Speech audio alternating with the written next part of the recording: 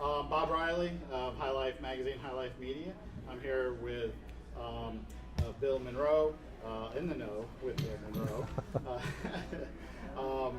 who is Director of Dispensary Management for Three Boys.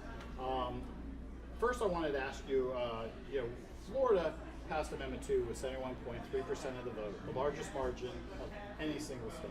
Right. Yet, we were the only state to have to go into special session. As a Florida resident, where do you think the Florida legislature went wrong in trying to implement Amendment 2? Well, I think on Amendment 2, it was a battle between two groups. So you had, in essence, Florida for Care were representing the have-nots, those people that wanted the licensing. So therefore, they were trying to restrict the number of dispensaries, so it would increase the number of licenses, which seems kind of counterintuitive, but that's how it worked there. And then you had the House, which was Richard Corcoran, and of course his brother is a lobbyist for Satura, and they were representing the status quo. So I think what you had there is a battle between the status quo and the group that wanted to get in, and unfortunately they couldn't come to a consensus on the number of dispensaries at that point, and then everything collapsed. Then they came back after they agreed on the number of dispensaries, 25, which I think is fair, and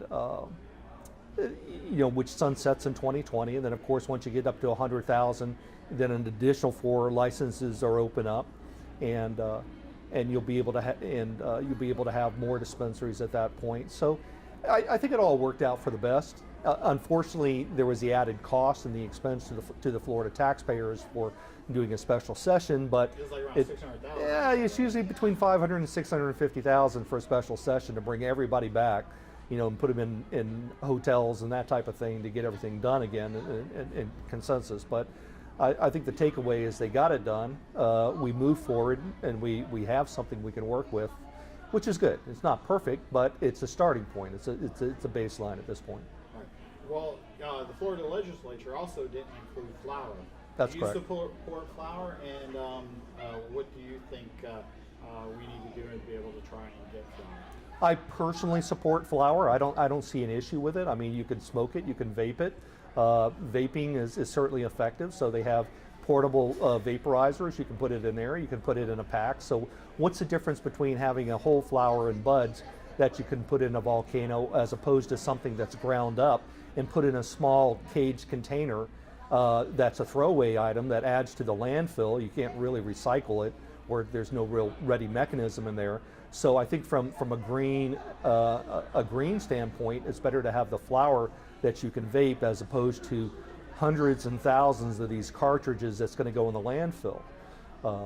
And the only difference is that you ground it up and you put it in a container for vaporizing. So what's the difference in my point? I mean, I'm a green person. I would just assume keep as much as you can out of the landfill.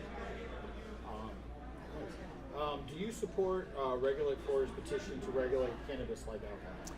Do I support Regulate Florida, regulate cannabis like alcohol? Personally, I do.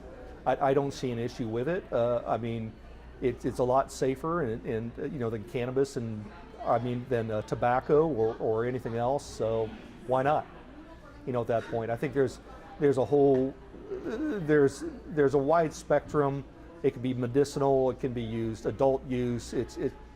I don't see the fighting for the market. There's enough there, and my main goal and concerns is to keep it medical. Not to keep it medical, but to deal in medical. And if they want to do adult use, that's fine. I don't have a dog in that fight. And then I wanted to kind of switch it back to Three Boys Farm. You're the Director of Dispensary Management. Can you talk to a little bit about the culture of Three Boys Farm, kind of like what they're about? Sure. So Robert and Deborah Tornello, who are the owners of Three Boys Farm, and then they also have investors behind them. Robert started off in the 1970s doing a lot of design work, landscape design work for private people, and they wanted to make sure that whatever they used in this aviary design was pesticide free and it wouldn't harm the birds or harm their eggshells or anything of that sort. So he did a lot of that type of work. And then he got into doing bamboos and other tropicals. So he did that for example, China came down and took a look at the bamboos he was doing for the pandas. He was doing a lot of other products and uses for zoos, local uses for zoos. And then we had the crash, the economic crash. And then after that, he went to using organic fruits and vegetables. And in the beginning, while he was trying to work out all his processes, what he did there is he gave away a lot of it for free, the food banks for the homeless. So that, and he's one of the first organic hydroponic certified people here in Florida.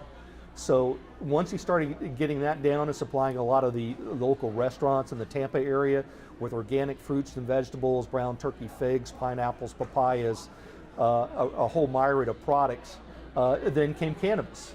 So being organic, he started looking at, well, why not organic cannabis? And he threw his hat in the ring for organic cannabis and paid all the fees and went through that process and gained a license for that, license number 8. Nice. And you're the director of dispensary management. What does that really entail? What will you be in charge of? So, director of dispensary management, you're overseeing all the 25 dispensaries. So you start off with a small number of dispensaries. You're going to bring in and do your staffing. I'm looking at hiring old, young, black, white, straight, gay. I want to have a whole myriad of folks. I want to have diversity in my area there. So if somebody walks in who's a senior, they could easily identify with a senior behind there and talk to them. I mean, usually folks gravitate towards like folks that have their conditions because there's empathy there. They can empathize with the fact that they have, Parkinson's or colitis, and they can ask those questions as opposed to, somebody in their 60s and 70s talking to somebody in their 20s who just they don't have that experience, that connection. Same thing with the LGBT community. Is you have special needs there and they want to be able to work with somebody in the LGBT community. Somebody they know, somebody that they've seen at networking events and all. So it's just a matter of giving everybody a opportunity to participate in the Florida's medical marijuana program, to communicate, all work together, and diversity adds to the richness of the program, I believe.